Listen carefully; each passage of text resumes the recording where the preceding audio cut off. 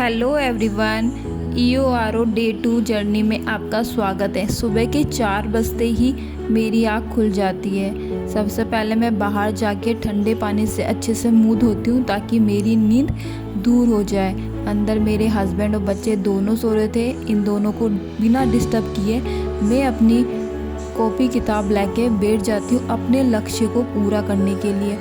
आज का मेरा टारगेट था कि मुझे हिस्ट्री, ज्योग्राफी और करंट अफेयर इन तीनों सब्जेक्ट को पूरा करना है। अभी कुछ समझ नहीं आ रहा क्योंकि आज डे 2 ही है कि कैसे पढ़ना है, क्या लिखना है, कैसे नोट्स बनाने, अभी कुछ पता नहीं है। ये नोट्स जो बने हुए हैं मेरे, ये पहले के बने हुए थे। तो मैंने हिस्ट्री के अंदर 1857 की क्रांति का टॉपिक लिया था क्योंकि राजस्थान का एग्ज़ाम है और EORO के अंदर राजस्थान जीके बहुत इम्पोर्टेंट रोल प्ले करेगा इस एग्ज़ाम में। तो राजस्थान जीके को स्ट्रॉन्ग बनाना सबसे ज़्यादा ज़रूरी है। तो पहला स्टडी का स्लॉट लेके मैं नहाने के लिए अपने कपड़े निकाल लेती हूँ और नहा धो के फिर मैं पूजा करके अच्छे से फ्रेशन अप होके वापस से आ जाती हूँ।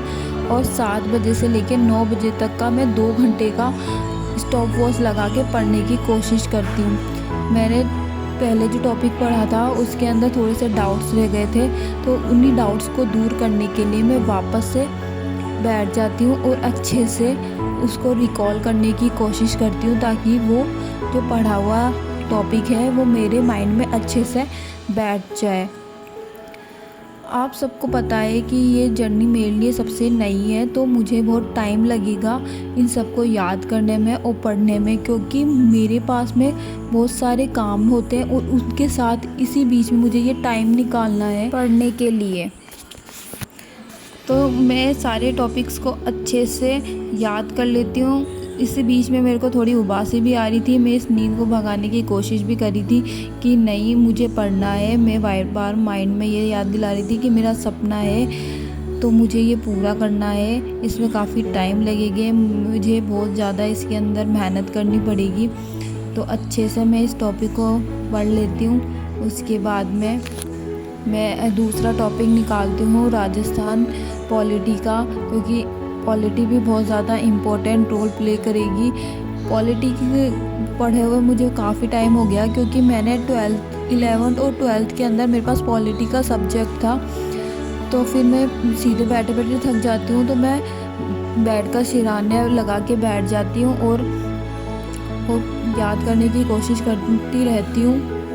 सच में सुबह का टाइम इतना जल्दी जल्दी निकलता है ना कि पता ही नहीं चलता कि कब 7 से 9 बज गए हैं। और मेरा स्टडी का दूसरा स्लॉट भी कंप्लीट हो चुका है और मैं अपनी किताबों को जल्दी से बंद करती हूँ और निकल पड़ती हूँ अपनी दूसरी जिम्मेदारी को निभाने के लिए। किचन में आती हूँ, सबसे पहले आके मैं यहाँ पे झाड़ू लगाती हूँ, साफ़ सफाई करके फिर मैं चाय बनाने के लिए रख देती हूँ। हस्बैंड ने और मेरी सासू माँ ने चाय नहीं पी थी, तो उन लोगों के लिए चाय बना देती हूँ और फिर उनको जल्दी से दे के आ जाती हूँ। उसके बाद में मैं दूसरे काम करने लगती हूँ।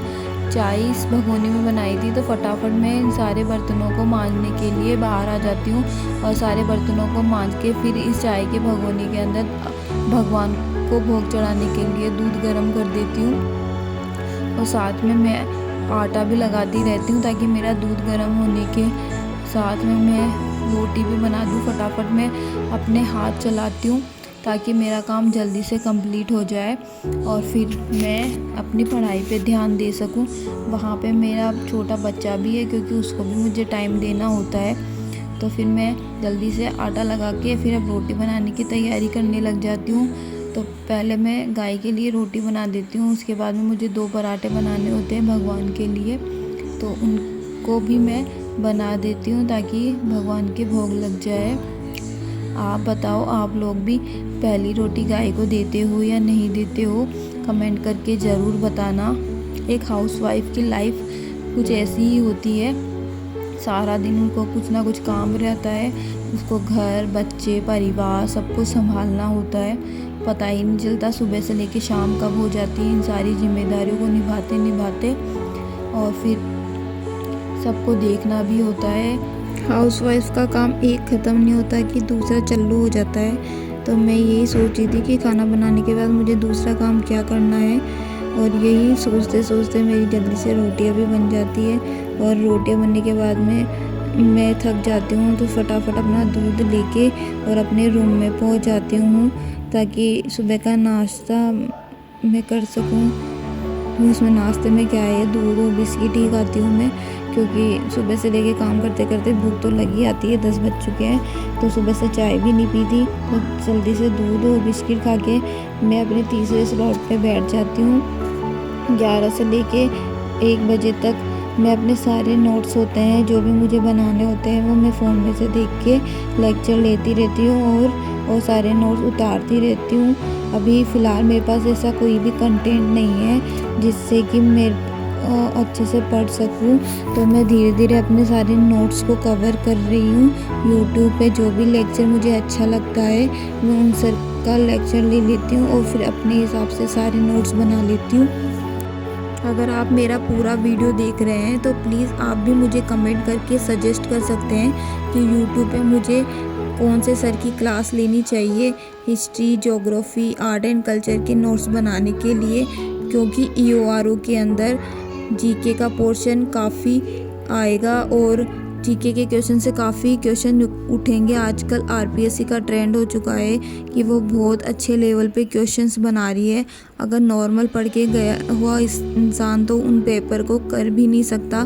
तो प्लीज़ कमेंट करके ज़रूर बताइएगा कि कौन से सर की मुझे क्लासेस लेनी चाहिए जिसके नोट्स मेरे लिए काफ़ी बेनिफिट देंगे, ताकि मेरी जो नींव है पढ़ाई की वो अच्छे से मजबूत हो सके, ताकि आगे जाके मुझे कोई भी प्रॉब्लम नहीं हो। मिलते हैं नेक्स्ट व्लॉग में।